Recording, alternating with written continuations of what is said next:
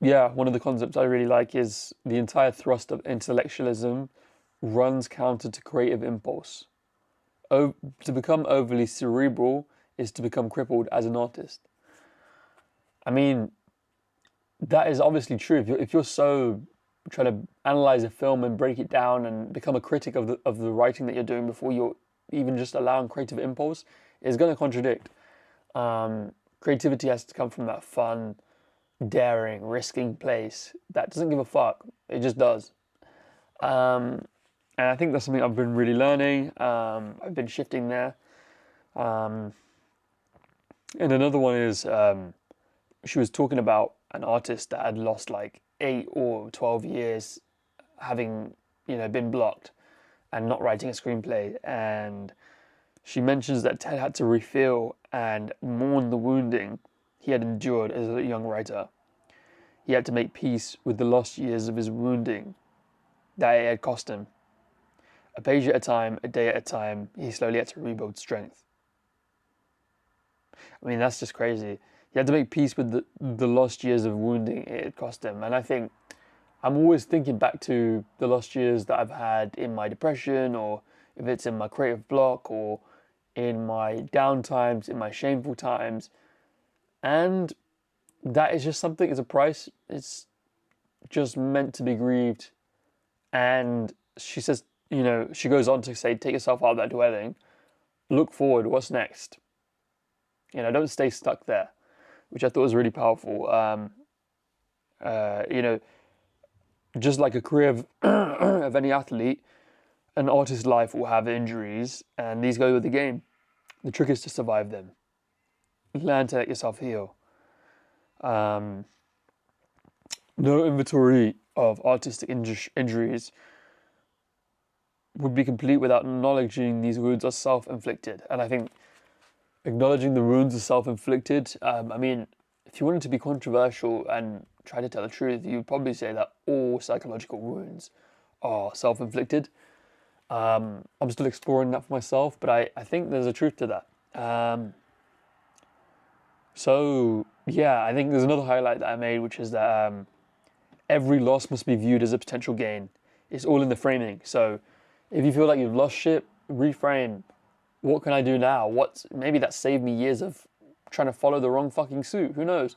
Maybe my years of suffering have saved me years of trying to fulfill my happiness with fucking bullshit desires and then being like, fuck, I've wasted 40 years. Maybe I just banged out in two. It's just little things like that, reframing. And I think a good rule of thumb for reframing is literally, how can I turn this negative into a positive? As silly or like simple and cheesy as that sounds, that's it. I was just reminded of a memory right now that I was in a cafe in Mexico. I think it was Mexico City, and there was a cafe and it had a tree growing through the room. It was pretty cool. I don't know why I was just reminded of that. Maybe it was because there's a tree outside right now. But yeah, what a cool fucking cafe. Maybe I need to I wish I had something like that. Anyway. Yeah, I fancy just being weird there. So, yeah, we need to focus on what lies ahead. We tend to view the future as an impending pain, but it's not. It's going to be fresh. So yeah, ask yourself, how can this loss serve me? And act. Know, trust, and act as if a silver lining exists, only if you're willing to look at the work differently. So there's that. Oh my god, I realised I stopped tracking my face. I was wondering why it's so low. What the fucking track my face? There we go. Instead of asking why me, ask what's next. Whenever one avenue for your creativity is blocked, just find another. Just be like, okay, look, life slaps me on the right cheek. I'm going to duck to the left, and then when it tries to slap me on the left, I have my block ready because I've already learned. It's not the same as turn the other cheek, which is, I guess, kind of similar. But it's like, why would I stay there and be like, somebody slapped my cheek, let me complain about it for years and years and years and stay stuck there and stay stuck in that pain? No, just move to the left. Block. Be ready. If someone slaps you in the balls there, block your balls. Then, move back, step back. It's like, just adapt. Take responsibility. Stop blaming or crying about something that happened. Because that victim mentality is actually, if you love yourself enough, you won't let yourself be in that victim mentality. And believe me, I'm somebody who struggles with that. I don't know why I've got this really weird croaky wisdom voice right now, but it's, yeah, we're just going to go with it. It just seems to be flowing out. I think it's a thing that's linked with the tiredness. But yeah. So when faced with when faced with a loss, immediately take one small action to support your artist. I think it's about getting into the state of action rather than feeling powerlessness in the mind of possibilities. Oh, and then there was one bar that she wrote in there that was sick, which is, people say I'm too old. It's something we tell ourselves to save ourselves from the emotional cost of ego deflation involved in being a beginner. That is fucking sick. And kids are not self-conscious. And once we are actually in the flow of our creativity, and then people say it's such a long way ahead. Like, why would I start now? It's going to take me years to learn the guitar. And yeah, maybe, but each day is just one day with some motion in it, and that motion towards a goal is very enjoyable. Again, what did the Bhagavad Gita say? It's about the process, the process, the process, the process. It's the motion towards the process. That's enough joy there. Creativity lies not in the done, but in the doing. And that's facts. She also said, like, no creative act is ever finished. You can't even finish to direct a film because you'll always be redirecting it, even years later. You'll know then what you might have done and what you'll do next to keep working. And this is where I got one of my values. I just realized, because I've been trying to think of what my values are recently, and this is brilliant. It says, the grace to be a beginner is always the best prayer for an artist. The beginner's humility and openness leads to exploration. And that's something I want to stick by for the rest of my life. I want to have a beginner's mindset, the beginner's humility, even when I'm fucking 90, which is the beginner's mindset, to be fair. So, yeah, and if I'm blessed to live that long, that's what I want to carry with me. So it's one of my values that I'll be writing down. And she talks about taking small steps.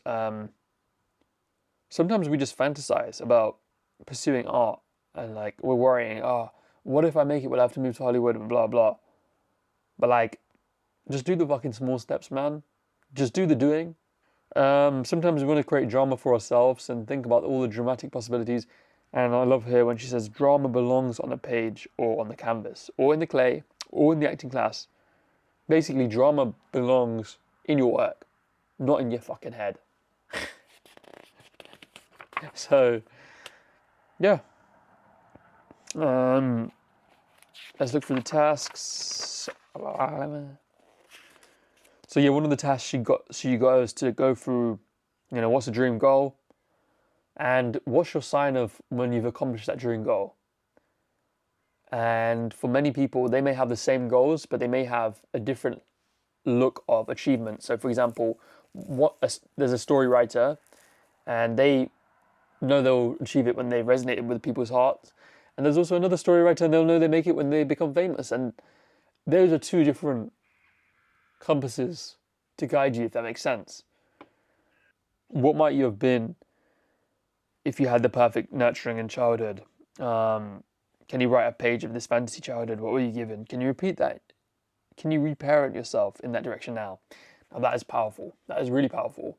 I started bullet pointing loads of different fucking things that I wish I had more of in my childhood. Obviously, I'm grateful for the childhood I had, but there's definitely a lot of things that I wish could have been done differently for me and my siblings. And I know that my parents did the best they could with what they had.